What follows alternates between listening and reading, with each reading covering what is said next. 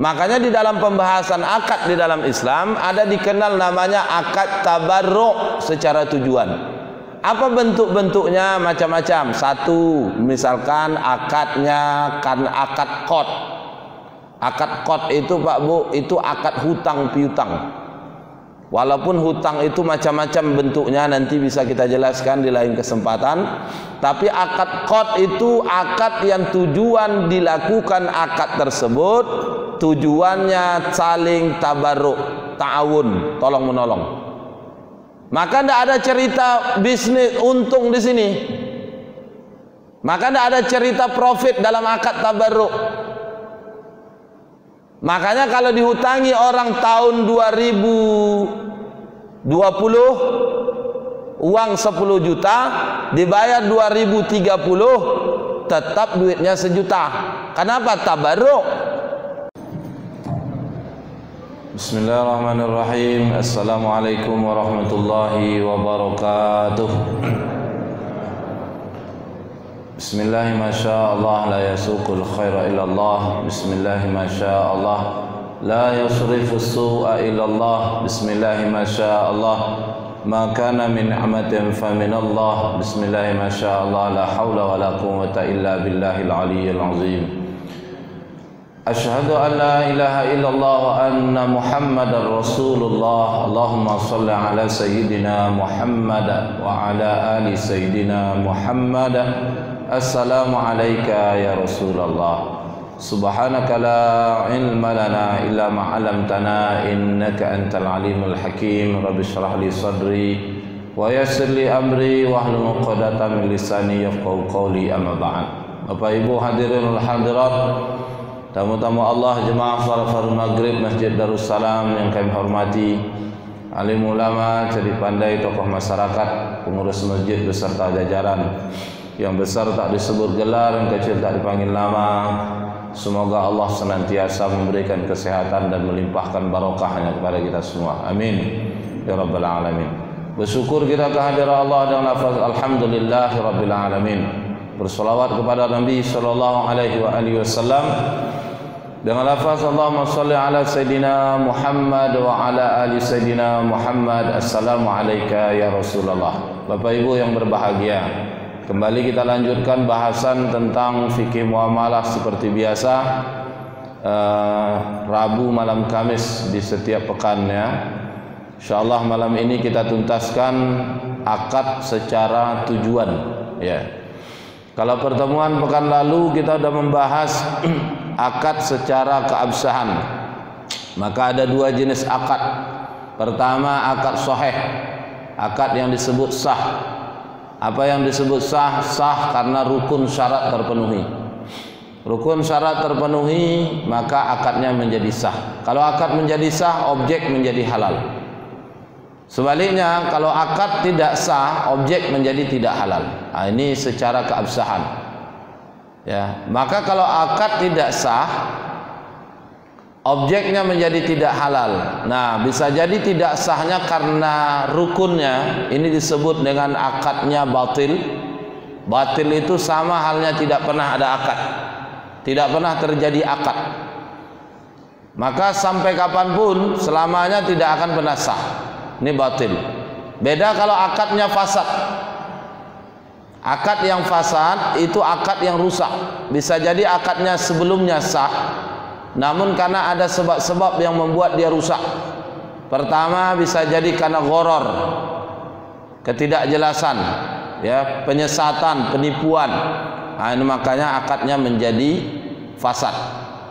Ya. Ketika yang pembeli penjual saling ridho atas penipuan tadi, maka yang tadinya tidak sah, fasad, rusak menjadi sah. Yang kedua ada akadnya itu disebabkan karena majhul atau jihalah, tidak jelasan, tidak jelas, ya, jihalah. Maka ketidakjelasan ini membuat akad menjadi rusak, fasad. Yang ketiga karena ikrah, paksaan, paksaan fisik. Misalkan pembeli diancam atau penjual diancam. Ketika salah satu pihak dari yang berakad diancam, takut karena ancaman, maka dia dipaksa melakukan akad itu, maka akadnya menjadi fasad alias rusak. Akad yang fasad ini menjadi sah ketika muncul keridhaan.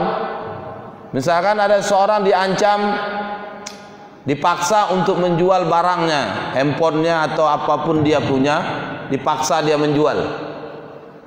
Waktu dijual itu maka akadnya menjadi fasad. Namun setelah terjadi transaksi dengan kondisi dipaksa tadi, akhirnya si penjual, pemilik barang muncul kerelaan. Misalkan begini, dia paksa, kamu harus jual handphonemu. Nah, kalau kamu tak mau jual, saya pukul, misalkan ya, diancam. Nah, karena takut, karena ancaman dijual, dibayarlah, anggaplah handphonenya dibayar 1,5 juta. Nah, setelah dijual, waktu terjadi serah terima, itu akad tetap tidak sah, namanya fasad. Namun setelah dijual muncul kerelaan, berpikir jernih si penjual nih, baguslah saya jual 1,5 juta. Kemarin saya keliling mencari 1 juta Pak ya. Misalkan gitu, muncul kerelaan dia, maka akad yang tadinya rusak menjadi sah. Itu bedanya fasad sama batil. Umumnya akad fasad itu disebabkan syarat-syarat akad tidak terpenuhi. Tapi kalau akad batil disebabkan oleh rukun-rukun akad yang tidak terpenuhi. Ibu bapak yang dimuliakan oleh Allah Subhanahu wa taala, ini akad secara keabsahan. Pada malam ini kita coba bahas akad secara tujuan. Dari pembahasan ini nanti kita akan melihat betapa Islam itu mengedepankan prinsip keadilan, di mana secara tujuan akad terbagi dua. Ada pertama namanya akad tabarruk.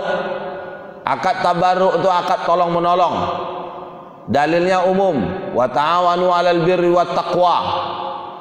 Ta'awun, saling tolong menolonglah, birri wat taqwa, dalam urusan kebaikan dan ketakwaan. Wala ta'awanu 'alal itsmi wal 'udwan. Ya, ini dilarang kita saling tolong menolong dalam urusan dosa dan permusuhan. Nah, maka dari itu ini menjadi dalil umum. Ya, kita dituntut untuk saling tolong menolong. Makanya di dalam pembahasan akad di dalam Islam ada dikenal namanya akad tabarruk secara tujuan. Apa bentuk-bentuknya? Macam-macam. Satu, misalkan akadnya kan akad qad. Akad qad itu Pak Bu, itu akad hutang piutang. Walaupun hutang itu macam-macam bentuknya, nanti bisa kita jelaskan di lain kesempatan. Tapi akad qad itu akad yang tujuan dilakukan akad tersebut, tujuannya saling tabarruk, ta'awun, tolong menolong. Maka tidak ada cerita bisnis untung di sini. Maka tidak ada cerita profit dalam akad tabarruk. Makanya kalau dihutangi orang tahun 2020 uang 10 juta, dibayar 2030, tetap duitnya 1 juta. Kenapa? Tabarruk. Ada kelebihan dalam hal ini, inilah disebut dengan riba qad. Secara tujuan sudah menyalahi prinsip akad dan juga mengantarkan pada transaksi ribawi. Ya, sebaliknya itu kalau uang yang dihutangi, misalkan kalau yang dihutangi tahun 80 dia berhutang 1 emas 2,5 gram ya, 2/4, 2,5 gram. Emas 24 dia hutangi 1 emas, beratnya 2,5 gram. Tahun 80 berapa emas waktu itu? 1 emas lu kira? 5 sampai 10 ribu kan? Pertanyaannya, kalau dibayar tahun 2021 berapa emas dibayar?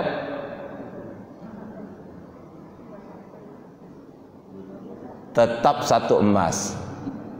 Kenapa? Karena akadnya tabarruk, akadnya qad, akadnya tabarruk. Ada kelebihan dibayarnya 1,5 emas, atau karena tahun 80 harga emasnya 5.000. Sekarang 2021 misalkan harganya 2 juta lebih, dikuranginya, itu jadi riba juga Pak. Maka ini kenapa riba? Karena kan bertambah tidak dari yang memberi hutang si kreditur yang berpiutang, tapi bertambah dari yang si pemberi yang berhutang. Maka ini jadi riba juga, namanya riba qad. Ini prinsip ta'awun terlihat dari tujuan akad ini. Kalau akadnya tabarruk tak ada cerita untung rugi. Pertama akad qad, termasuk juga akad rohan, gadai. Makanya dalam gadai tak ada cerita untung rugi. Administrasi pun diambil tambahan dari pokok, walaupun cuma administrasi itu jadi riba. Namanya riba qad. Jadi riba ya, Pak. Begitu juga akad ariyah, pinjam meminjam. Hutang sama pinjam beda, Pak. I'aroh kalau pinjam atau ariyah. Tapi kalau qad itu hutang. Kalau bahasa kita kan sama aja kan. Pinjam beras sekilo, beras itu pinjam atau hutang? Hutang. Apa bedanya pinjam hutang? Kalau pinjam cuma manfaat yang diambil, fisiknya, zatnya masih utuh. Tapi kalau hutang, ya diserahkan sebagian hartanya irfaqan untuk dimanfaatkan. Nanti dikembalikan apa? Badalahu, penggantinya. Semisal beras sekilo diterima, ditanak, dimasak habis, maka diganti apa? Padanan dari beras sekilo. Makanya beras itu karena habis itu disebut hutang, bukan pinjam. Jadi kalau besok ada mak-mak minjam beras sekilo, besok ditandai ini beras kemarin enggak gitu. Ya, itu namanya bukan pinjam tapi hutang. Bapak Ibu mau ke kamar mandi, ada sendal di depan, itu namanya pinjam, manfaatnya diambil. Jangan dihilangkan sendal orang tuh. Kalau diganti yang baru itu bukan pinjam, ini hutang. Ya, itu namanya bedanya hutang sama pinjam. Tapi kalau bahasa kita orang Indonesia sama aja, pinjam sama hutang. Bapak Ibu yang berbahagia, qad, rohan, termasuk juga akad ariyah, i'aroh, pinjaman dan lain-lain. Ini akad yang tujuannya karena tabarruk, maka tidak ada cerita untung rugi di dalamnya, maka tidak ada bicara profit di dalamnya. Muncul pertanyaan, apakah Islam tidak mengenal, tidak membolehkan Muslim itu mencari untung? Boleh. Maka ada jenis kedua akad secara tujuan, tujuannya muawadhah, akad tijarah, akad muawadhah, tujuannya bisnis. Baru di sini akad ini baru cerita untung. Contoh jual beli, itu akadnya cerita untung, ya, baru cerita untung. Berapa saya modali? Makanya dalam Islam dibeli misalkan 2.000, boleh tidak dijual 10.000? Boleh. Banyak riwayat menjelaskan demikian. Yang masyhur itu kisah seorang sahabat disuruh Nabi membeli seekor kambing, dikasih duit 1 dinar. Di tengah perjalanan setelah kambing dibeli, yang diutus Nabi ini orang yang ahli dalam memilih kualitas daging, kualitas hewan. Dalam perjalanan setelah kambing dibeli bawa mengantar ke Nabi, di tengah perjalanan ada sahabat lain yang nengok utusan Nabi ini, dibelinya kambing nih, Pak.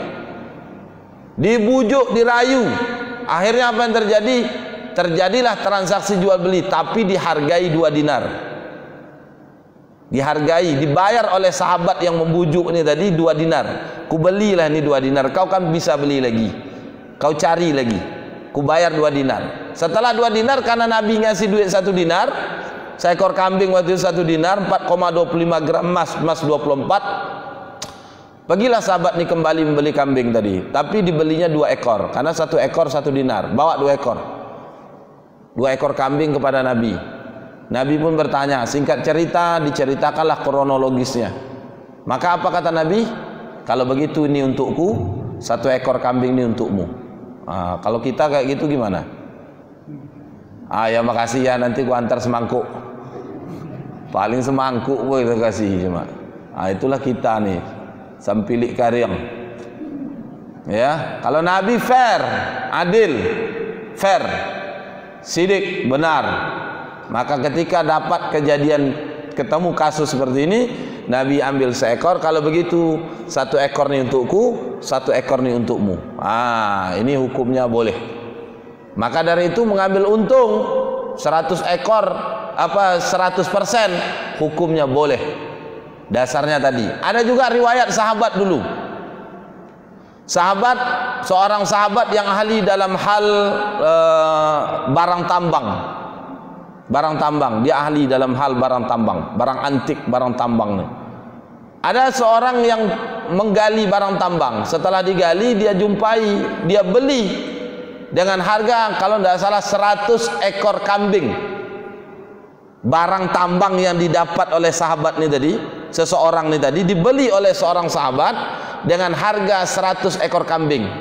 Terakhir apa? Karena dia pandai, Pak, yang mencari ini tak ngerti kali tentang hewan, tentang barang tambang nih. Bisa barang tambang yang dia beli 100 ekor ini dia jual harganya 1000 ekor dengan harga 1000 ekor kambing. Berapa kali lipat loh? 1000 ekor kambing dia jual. Singkat cerita, ini menjadi dalil boleh mengambil keuntungan. Walaupun sebagian ulama, misalkan Syekh Yusuf Al-Qaradawi itu di dalam kitabnya menjelaskan ada tidak boleh lebih 1/3, 30% dari kemodal. Tapi kalau merujuk kepada nas tadi, itu pendapat yang rojih mengatakan yang kuat boleh mengambil untung lebih dari 100%. Kenapa? Karena ada beberapa riwayat yang membolehkan mengambil untung selama tidak ada ghoban fahish, penipuan, tak ada tadlis dan lain sebagainya, maka boleh keuntungan diambil lebih dari 100%. Beda kalau kayak gini. Ini BBM misalkan mau langka, di stok dulu, ditimbun. Pas langka nanti orang keliling-keliling cari BBM, biasanya 10.000 dijual 70.000 seliter. Kan dulu pernah kayak gitu. BBM 4.500 dijual 20.000 seliter. Itu tidak boleh. Itu namanya penimbunan. Tapi kalau alami terjadi boleh. 1 sak semen di Pekanbaru harganya berapa? 60 sampai 70 ribu per 1 sak. Kalau di Papua sana 500 1 sak. Maka kalau ada mau bisnis semen, pergilah ke sana. Kenapa bisa mahal sampai 500? Karena barangnya langka.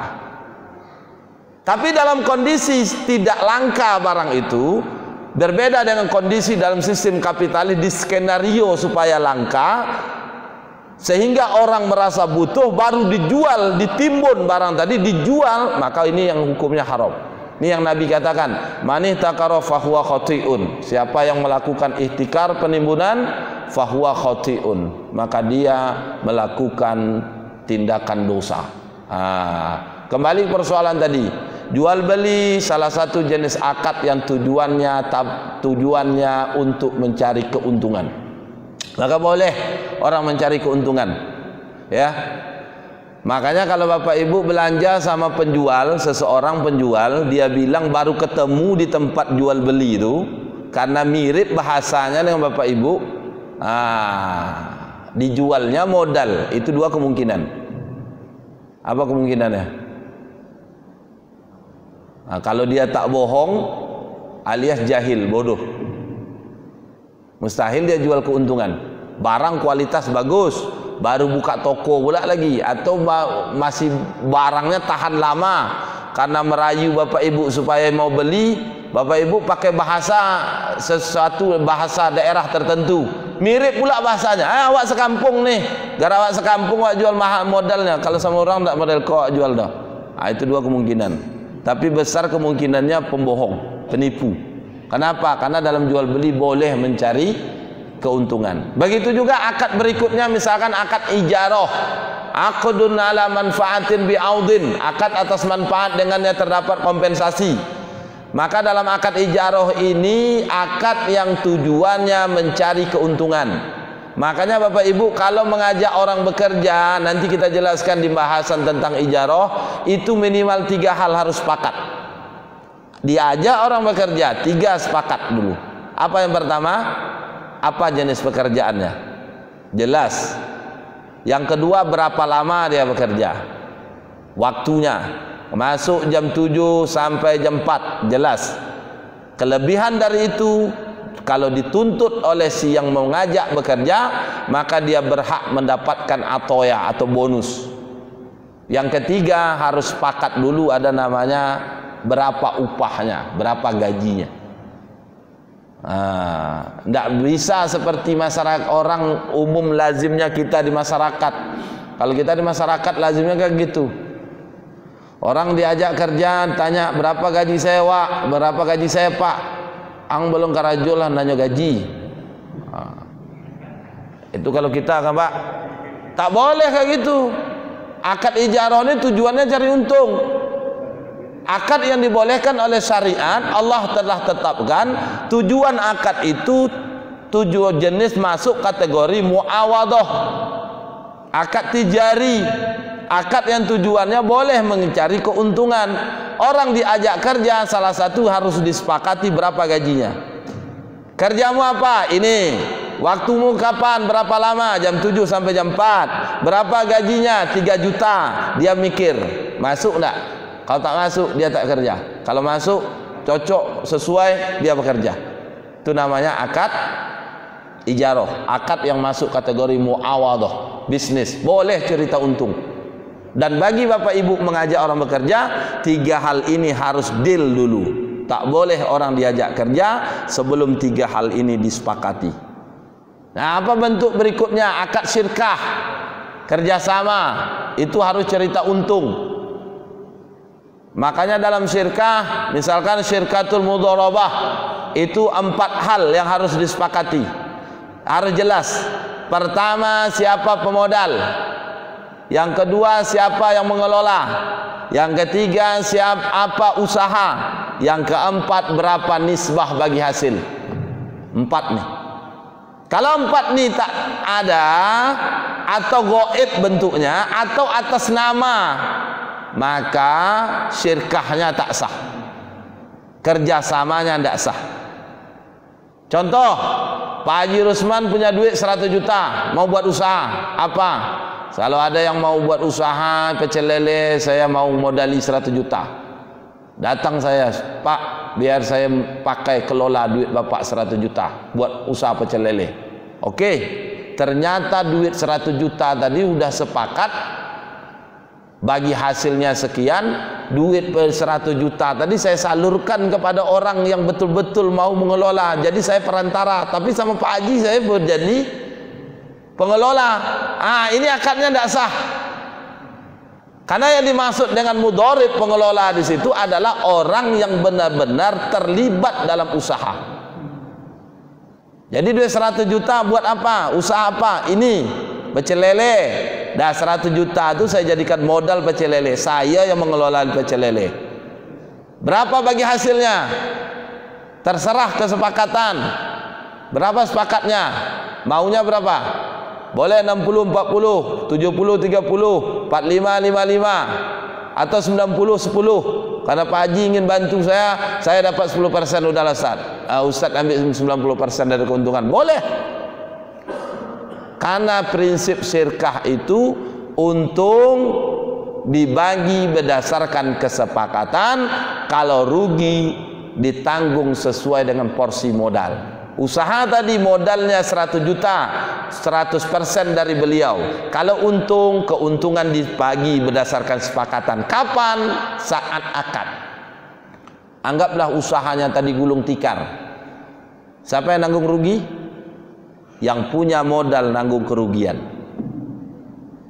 Tapi kelalaian itu bukan karena kesewenang-wenangan. Makanya mengukur orang yang bisa mengelola tidak dilihat dari status sosial saja, tapi dilihat orang ini pandai nak mengelola masalah keuangan. Jangan ditengok, wah dia itu rajin sholat, boleh jadi penilaian, tapi bukan itu penilaian utama. Tapi dinilai apa? Dia ini orang yang cakap, ahliyah dalam mengelola keuangan. Orang inilah yang diberikan kepercayaan sebagai mudharib, orang yang mengelola modal.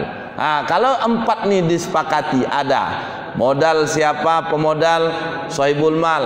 Pengelola mudharib siapa? Jelas. Usahanya apa? Juga jelas. Dan langsung mudharib mengelola usahanya. Yang keempat namanya bagi hasilnya, nisbahnya. Nisbah itu persentase. Tak boleh pula saya kasih, ya Ustaz, nih duit 100 juta, saya minta tiap bulan 1 juta, itu riba. Dia persentase 40-60. Kalau dapat untung setelah tutup buku 10 juta, dapat 4 juta. Saya pengelola dapat 6 juta. Ternyata tutup buku bulan besok, pertemuan tutup buku berikutnya dapat 20 juta. Maka pemodal karena 40% dapatlah 8 juta. Pengelola dapat 12 juta. Ternyata pertemuan berikutnya penjualan kacau, dapat 1 juta.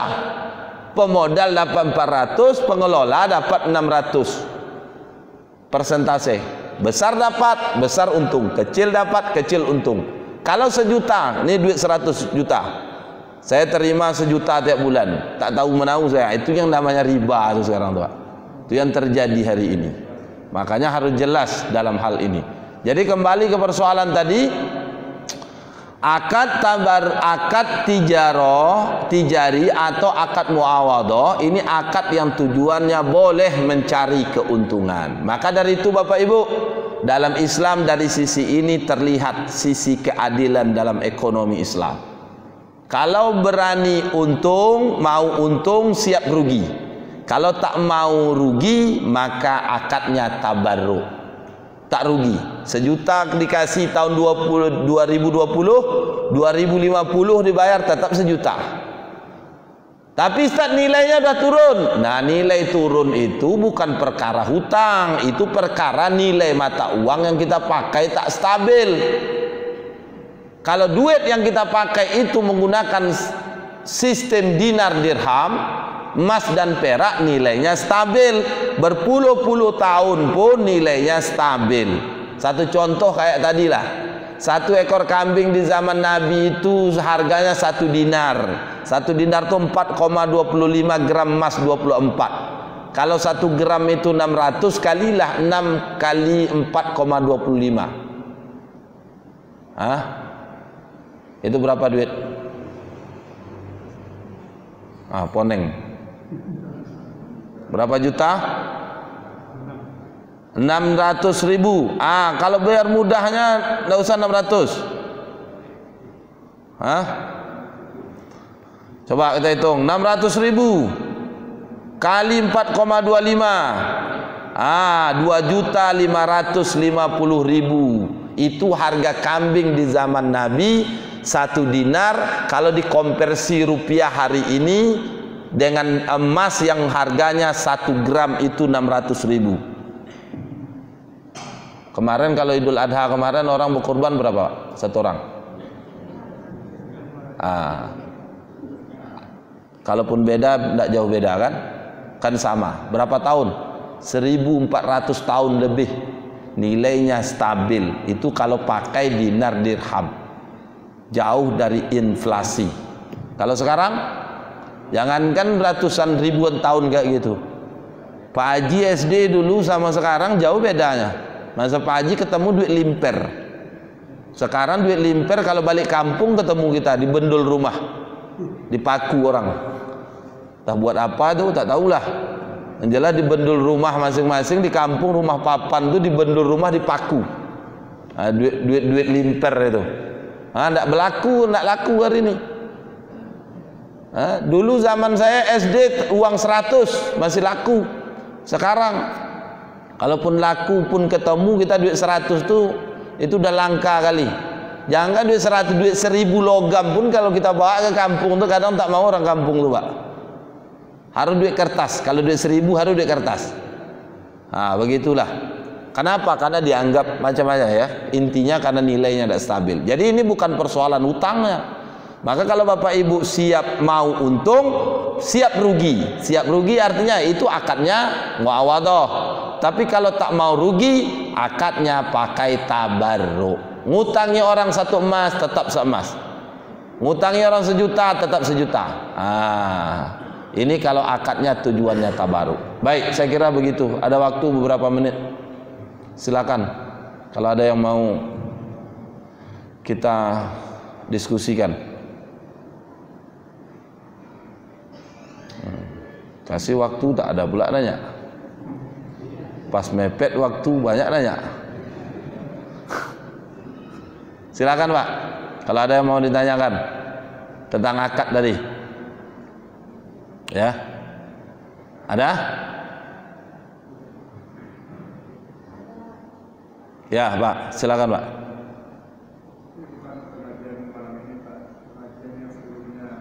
Iya, boleh.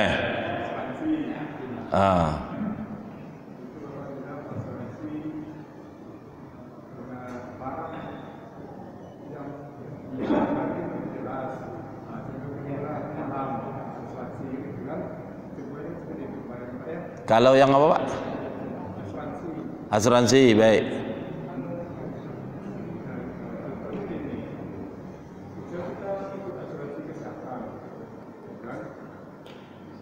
Kondisi sekarang ini kita tahu sendiri obat dan dokter biaya sangat tidak sanggup kita rasa-rasanya Pak. Ya. Nah, dengan asuransi kesehatan maka terbantu. Itu di-cover oleh asuransi. Nah, sebetulnya saya menemukan operasi besar, biayanya 63 juta. Itu tidak terbayang dengan saya Pak, kalau saya membayar 63 juta itu. Betul. Nah, itu di-cover oleh asuransi. Itu juga kemarin saya sakit asam lambung, itu rumah sakit kena 930.000. Nah, kalau kondisi seperti ini, nah, asuransi yang Bapak bilang itu haram, rasa-rasanya gimana ya? Kita membutuhkan biaya kita. Sekarang asuransi yang misalnya pun dan jelas asuransi misalnya masalah kesehatan. Iya. Iya. Baik, Pak. Itu banyak sisi yang dilihat. Pertama dari sisi penyakit. Kita sakit itu adalah qada. Fa iza maridtu fa huwa yasfin. Jika kamu sakit maka Allah yang menyembuhkan. Jadi penyakit yang datang kepada kita apapun bentuk penyakitnya, walaupun orang tua-tua kita di kampung penyakit itu biar nak karena Allah jangan karena ulah. Walaupun dah karena ulah, tetap kalau dah sakit terjadi itu qada. Cuma ada hal yang kita bisa, misalkan qada itu ada yang karena lewat perantara tangan kita dan bisa kita hindari karena ada sisi pelanggaran syariat, ada yang tidak. Misalkan sakit gila dia, kenapa gila? Mengkonsumsi narkoba. Itu sebenarnya kan udah efek itu.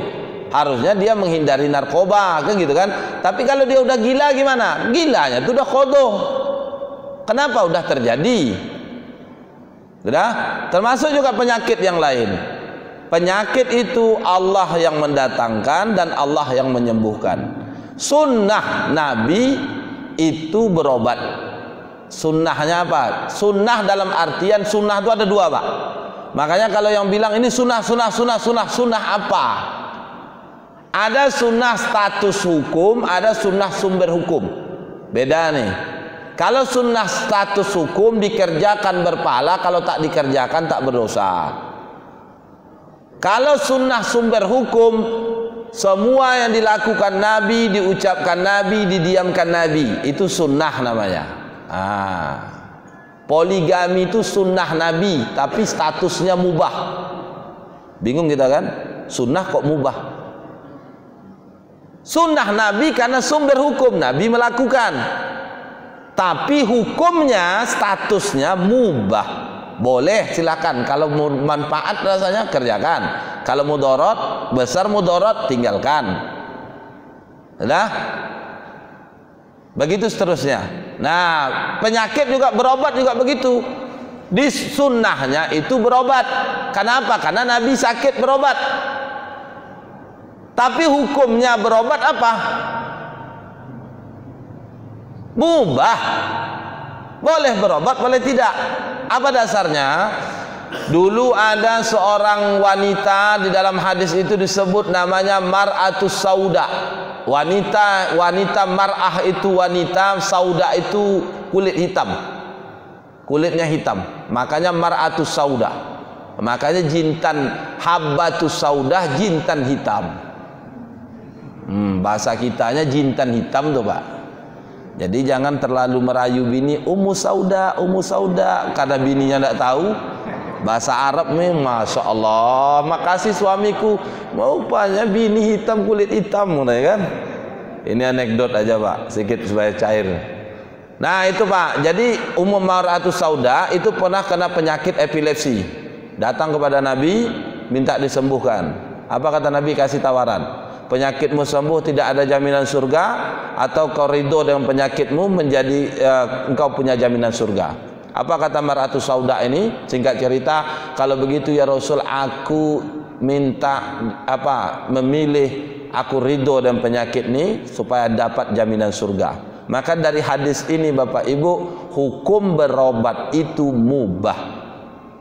Boleh berobat, boleh tidak. Baca sejarah Imam Syafi'i di majelis ketika ngisi kajian kena semacam ini, keluar darah, mohon maaf, dari anusnya keluar darah. Apa kata Imam Syafi'i? Ya Allah, andaikan dengan penyakit ini engkau ridho kepadaku, maka tambahkan ya Allah. Sama juga kalau Bapak Ibu kalau sakit gigi, boleh tak berobat? Boleh. Boleh tak berobat? Boleh. Tapi kalau memilih tak berobat, jangan meraung, jangan mengamuk. Jangan mengamuk, tampil aja lah koyok tuh, selesai. Nah, singkat cerita, ini menjadi dalil mubah berobat. Nah, karena mubah, kita timbang manfaat mudarat. Makanya Bapak Ibu berobat ke dokter itu bagian dari ikhtiar. Apakah dokter menyembuhkan? Tidak. Tidak. Ada kalanya tak ke dokter bisa sembuh, ada kalanya ke dokter bisa sembuh. Karena yang menyembuhkan siapa? Fahuwa yasfin, maka Allah yang menyembuhkan. Tapi sunnah, bolehkah pergi berobat kalau sakit? Boleh, dianjur. Sunnah, karena Nabi berobat juga kalau sakit, berbekam, ruqyah dulu, dan lain sebagainya. Nah, maka dari itu Pak, ditimbang manfaat mudarat. Karena ini manfaat mudarat. Kalau udah haram, tinggalkan. Kalau mudaratnya besar, tinggalkan. Kalau manfaatnya, kerjakan. Nah, ini sisi pertama. Sisi kedua apa? Dari sisi harta tadi, akad. Kalau kita masuk ikut asuransi, akadnya jelas. Yang kita bahas sebelumnya, akadnya batil itu. Kenapa batil? Karena secara akad, objek itu ada dua, Pak. Kalau tidak barang, jasa. Kalau barang ada wujudnya, jasa bisa langsung dimanfaatkan. Asuransi itu tidak di barang, juga tidak di jasa. Nah, contoh asuransi kesehatan yang Bapak bilang, kalau sakit, kalau tak sakit, tak dapat klaim. Sudah? Maka secara akad tidak memenuhi prinsip akad. Sehingga apa yang terjadi? Kita mengambil harta dengan akad yang batil, maka hukum harta itu haram. Di situ sisinya. Pertama, hukum berobat sudah duduk. Yang kedua, dari sisi mendapatkan harta dari akad yang batil, hukumnya haram. Nah, yang ketiga, sisi yang perlu kita lihat. Sebenarnya bicara kesehatan itu adalah tanggung jawab negara. Negara menjamin 6 kebutuhan pokok. Ini disebutkan oleh Abu Ala Al-Maududi, sandang, pangan, papan, pendidikan, kesehatan, keamanan. Masuklah kesehatan yang dijamin langsung. Makanya dalam Islam kesehatan dijamin, negara menyediakan rumah sakit gratis, berobat gratis, kalaupun tidak murah. Pendidikan gratis kalau tidak murah. Tapi sejarah mencatat orang berobat dulu digratiskan oleh Islam. Zaman Nabi pernah dapat hadiah dari dari Raja Maukukis, seorang dokter pribadi. Tapi dokter itu tak digunakan untuk pribadi beliau, tapi ditugaskan di Masjid Madinah melayani setiap penduduk Madinah, baik muslim maupun ahlu zimmah yang sakit, berobat ke dokter tadi gratis. peran Nabi ketika di Madinah itu tidak sekedar sebagai utusan Allah Nabi, tapi juga sebagai kepala negara. Maka dari itu Pak, ini kewajiban negara. Nah makanya hari ini apa yang terjadi? Muncul opini orang susah tak boleh sakit. Nah jadi kesimpulannya apa? Kembali ke kita. Pertama, berobat itu boleh, tidak berobat juga boleh karena hukumnya mubah. Kalau harta yang kita gunakan harta yang haram tadi, maka hukumnya apa? Secara hukum, secara akad hartanya tidak sah. Nah, tapi inilah dilema hari ini. Seperti Bapak bilang, tak sanggup saya Ustaz berobat sampai 15 juta, kemana duit mau saya cari? Nah, itulah kondisi hari ini. Ini yang menjadi perhatian penting bagi kita. Inilah kondisi di mana kita hidup tanpa Islam. Inilah kita kondisi di mana kita hidup dalam habitat yang tidak Islami, seperti ikan air asin hidup di air tawar. Ah, inilah susah serba susah. Pengen hidup tapi susah. Kenapa? Karena hidup tidak di habitatnya. Ah, seperti yang Bapak rasakan tadi. Sakit pengen berobat, tapi duit tak ada. Ikut asuransi masalah. Tak ikut, tak berobat, tak tahan pula. Akhirnya apa? Inilah serba susah. Makanya apa yang menjadi poin penting bagi kita? Ini memotivasi kita untuk kembali kepada Islam.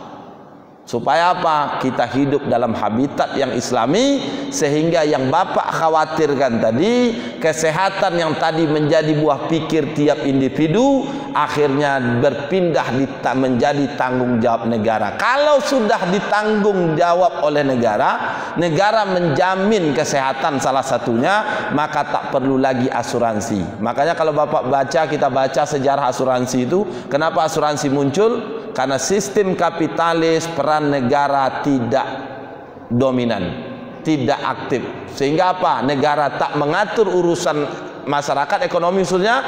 Negara, orang rakyat sakit butuh berobat, akhirnya apa? Muncullah asuransi menjalankan peran yang seharusnya dijalankan negara. Maka kalau kembali kepada Islam tadi, asuransi tak perlu lagi Pak. Saya kira begitu, karena waktu Isya dah masuk. Wallahu a'lam bishawab. Terima kasih. Mohon maaf atas khilaf kata, penyampaian kurang berkenan di hati Bapak Ibu sekalian. Wallahu muwaffiq ila aqwamit thoriq, ihdinas siratal mustaqim.